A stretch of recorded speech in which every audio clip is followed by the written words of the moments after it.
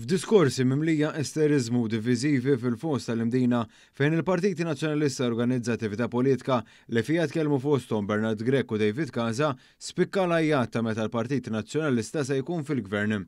Grech uża ħafna il-kliem against all odds u li se jtella it-tielet siġġu fil-Parlament Ewropew. Anki mill-oppożizzjoni għamilna id-differenza aħseb u wara meta nkunu fil-gvern.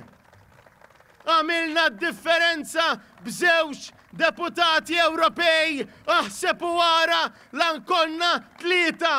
Din id-dikjarazzjoni tal-Kap Nazzjonalista ma kienx l-unika waħda l-ħadd filgħodu kif reġa' repetija ftit tal-ħin wara.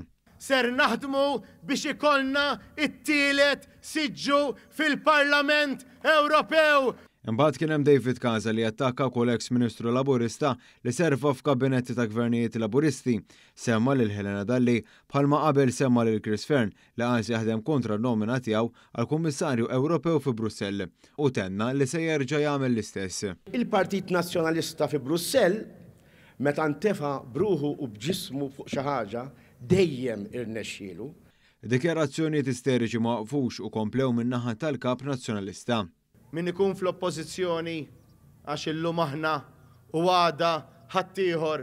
Kellim ieħor li tkellem kien Mario De Marco b'diskors ankrat fil-passat. Edifen Akadami, Lawrence Gonzi.